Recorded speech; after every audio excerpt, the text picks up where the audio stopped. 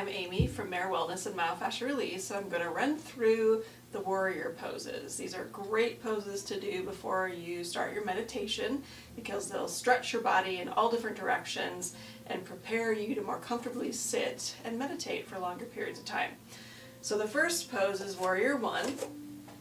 And in Warrior One, you don't have to have a mat, but if you have a mat, stand long ways with your mat. A mat helps to keep you from your feet from skidding the longer stance that you take. So we're going to start with our right foot. Take as long of a step forward as you feel comfortable with. And then your back foot's going to angle out just a little bit. Make sure there's a little bit of space between your feet this way. And then the knee, front knee is going to bend and stack right over the ankle. And the hip bones are going to point straight forward. And then bring your arms up into a nice reaching to the sky. The palms are together. And you can look down, you can look forward, or you can look up between your palms.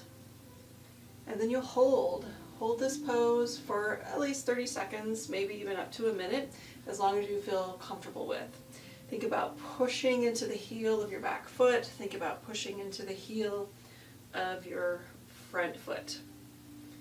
Okay, so you can do that pose with a short stance, or you can take an even longer stance and really stretch through your hips and your back. So either one of those is okay. And then you always want to do it on both sides. So once with your right foot, once with your left foot, stepping forward with your left foot, turn your hips forward, stack your knee on top of your ankle, and reach for the sky, palms forward. And breathe. Okay, then your second pose is Warrior Two. So you'll take that first stance, same stance, long step forward, bend the knees, and then whichever knee is forward, that hand comes forward, and your hips turn a little bit long ways with the mat.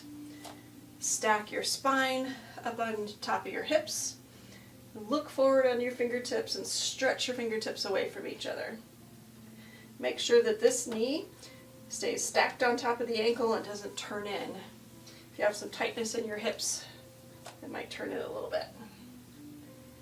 And then do it the same way on the other side.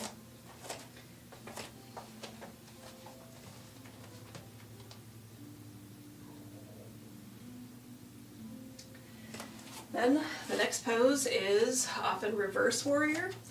So if you're in your stance,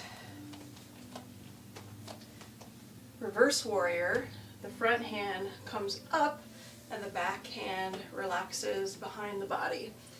Looking up towards that hand, again making sure that front knee is stacked on top of your ankle. And then the other side.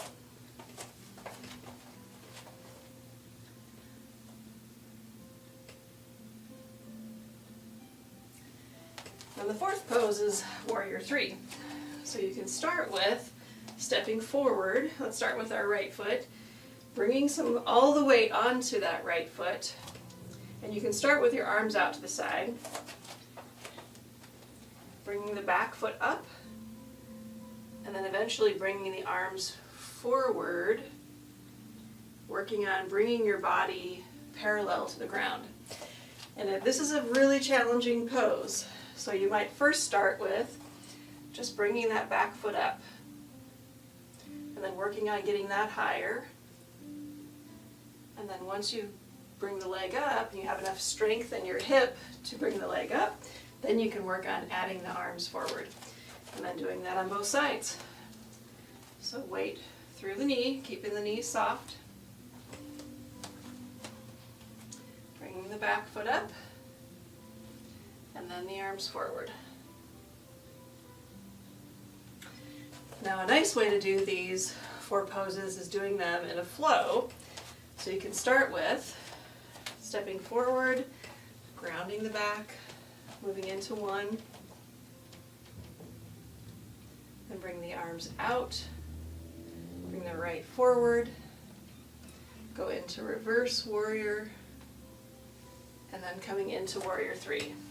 And clearly I didn't give myself enough room to do Warrior Three. Okay, and then on the other side, you can move through that flow, holding each pose for 10 seconds, 20 seconds, 30 seconds, however much time you have. As long as you're taking your body through these poses and opening up your hips and your shoulders, then you can more comfortably sit in meditation.